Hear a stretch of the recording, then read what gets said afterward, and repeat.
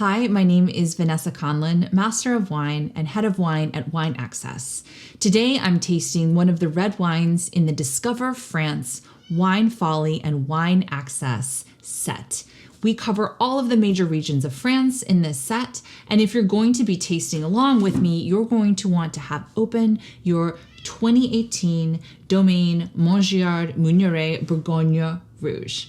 So that was a mouthful. But the two words in there that you should note right away are Bourgogne, which means Burgundy, which is the region, and Rouge, which means red. For all intents and purposes, with a few exceptions, red wine from Burgundy is Pinot Noir, 100% Pinot Noir. If it's a red wine from Burgundy, again, couple obscure exceptions. If it's white, it's Chardonnay. So we're really talking Pinot Noir, Chardonnay. And today we're going to be tasting this Pinot. Now, I'm going to dive into this glass first, and then we're going to circle back to what you need to know about the region and talk through what we're tasting. So right off the bat, I'm noticing that for a red wine, it's actually on the paler side. You can notice the intensity of the wine by sort of holding it like this.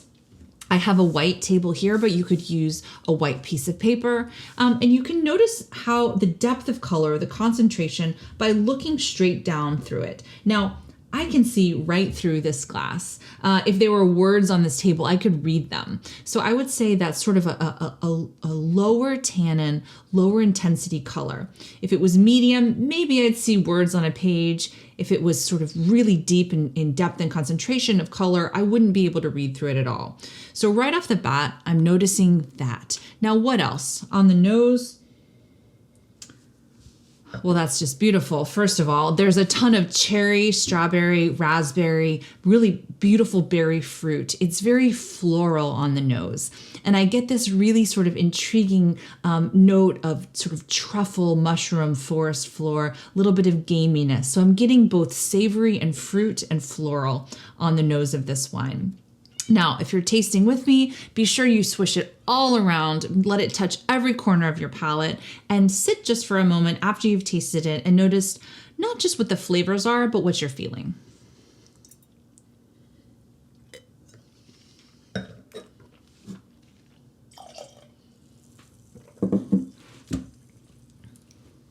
So what I'm noticing right away is my mouth is watering in a really intriguing way. It makes me want to dive back into this glass. So the acidity is something that you want. It's a structural component of wine. It's what makes wine, whether white, rosé, red, sparkling, fortified, dessert wine, it makes it great to pair with food. It livens the palate. And this has a great freshness in that regard. I'm getting tannin. Now, tannin comes from the skins of red grape varieties or black grape varieties. It gives the wine its color, gives it structure, the sort of backbone to it. And the way you can notice it on your palate is a bit of a drying sensation. Now, in the scale of tannin, this is on the lower side. But still, I'm noticing that my tongue feels just a little bit dry, like I took a sip of tea, and it's just having that sort of feeling like my tongue wants to stick just a little bit to the top of my mouth. That's the tannin. In terms of body, I'm on the medium minus side here. Now, body you can think of as light, medium, or full, and that's, again, a feeling. This is not a taste. Body is the weight of the wine on your palate.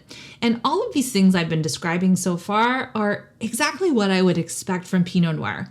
Pinot Noir is a lower tannin variety, tends to be on the medium to medium minus side in terms of body. Again, depends on where it's grown. There are exceptions. And those things that I described, this cherry, strawberry, the sort of red fruited note to it, floral, some gaminess to it, and truffle, those are all things that I would expect. Now, we're in Burgundy, which is really the spiritual home of Pinot Noir. This is, of course, in France because we're in the Discover France set. This is a continental climate. There are lots of things to worry about if you were a wine grower in this region, things like frost and hail, which you have to just really hope every year that Mother Nature is kind to you, because either of those two things could decimate a small to a very large portion of your crop. So it's really a region that relies on that. Something else about Burgundy is that where the vineyards are located are how the wines are classified. So there's a classification tier from regional to village to premier cru to grand cru, and those have really never changed.